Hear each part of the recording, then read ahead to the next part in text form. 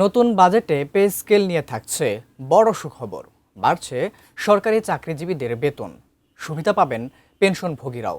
তবে অর্থনৈতিক বাস্তবতা ও বাজেটের উপর সম্ভাব্য চাপ বিবেচনায় একবারে নয় 3 ধাপে বাস্তবায়ন হচ্ছে এই পে স্কেল। আরও জানাচ্ছেন গোলাম কাদের রবু।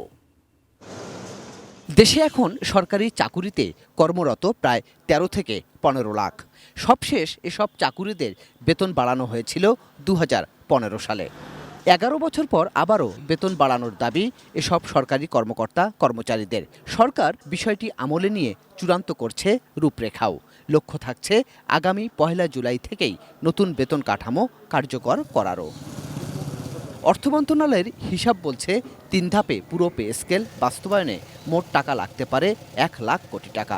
সেজন্য প্রথম ধাপ বাস্তবায়নে আসছে বাজেটে থাকবে ৩০ থেকে ৩৫ হাজার কোটি টাকা বরাদ্দ। পরের অর্থবছর বাকি মূল বেতন সমন্বয় এবং তার পরের অর্থবছর বাড়ি ভাড়া, চিকিৎসা, যাতায়াত সহ সব ধরনের ভাতা সমন্বয় হবে। যে অর্থ লাগবে সেটা হচ্ছে যে বার্ষিক উন্নয়ন কর্মসূচির সাথে সমান পর্যায়ে লাগবে।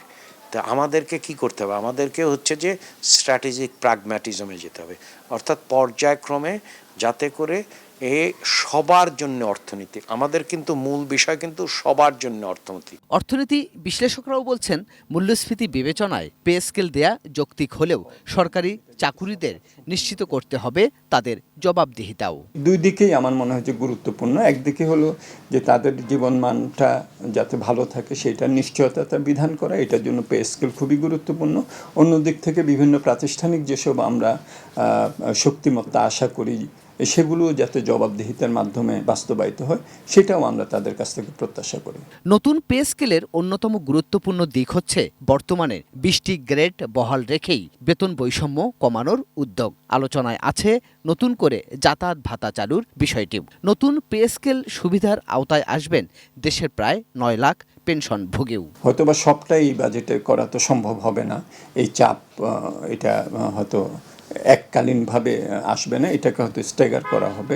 নতুন পে স্কেল বাস্তবায়িত হলে উল্টো নতুন করে মূল্যস্ফীতি আরও বাড়তে পারে বলেও আশঙ্কা বিশ্লেষকদের কারো কারো। সমাজে কম আয়ের মানুষ আছেন, দুর্বল আছেন, তাদেরকে আমার সুরক্ষাটা দিতে হবে। গোলাম কাদের রবু, এটিএন নিউজ, ঢাকা।